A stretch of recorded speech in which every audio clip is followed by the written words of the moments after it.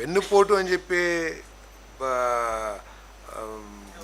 వైఎస్ఆర్సీపీ ప్రతిపక్షం వాళ్ళు 40% ఓట్లు పడ్డ వాళ్ళందరికీ కూడా వెన్నుపోటు పొడుస్తున్నారు.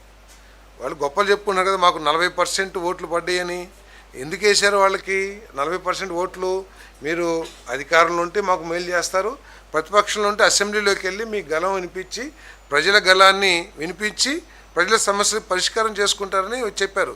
కానీ మీరు బాధ్యతారహితంగా ఆ 40% ఓట్లకు కూడా వెన్నుపోటు పొడిచి కనీసం మీరు అసెంబ్లీకి కూడా రాకోకుండా చేస్తున్న వ్యవహారాల్ని ప్రజలందరూ కూడా వెన్నుపోటుగానే భావిస్తున్నారని చెప్పేసి ప్రజలందరూ కూడా అనుకుంటూ ఉన్నారు.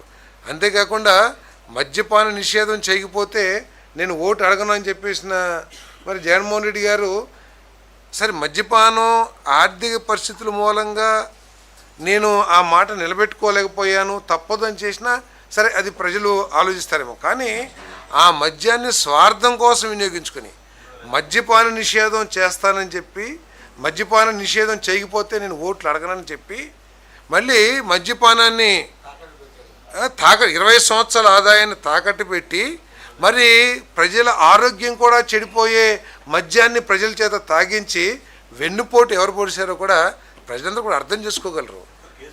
ఆంధ్రప్రదేశ్ కేసులు సరే అవన్నీ ఎంక్వైరీ అని జరుగుతాయి. మీరు చెప్పిన మాటలే వెన్నుపోటు అంటే ఏంటనేది ప్రజలు కూడా అర్థం చేసుకోవాలి కదా. మీరు ఇద్దరికి మేము అమ్మఒడిస్తాము అని చెప్పేసి గొప్పగా చెప్పుకొని ప్రతి రూపాయిని మించిన ప్రతి వైద్యం ఖర్చు రాష్ట్ర ప్రభుత్వమే భరుస్తుందని చెప్పేసి ఆఖరికి ఆరోగ్యశ్రీని కూడా ఎత్తేసిన పరిస్థితి. కనీసం పట్టుమని ఒక 10,000 మందికి కూడా CMRF కానీ LOC కానీ పరిస్థితుల్ని ఇవన్నీ కూడా ప్రజలు వెన్నుపోటుగానే భావిస్తూ ఉన్నారు.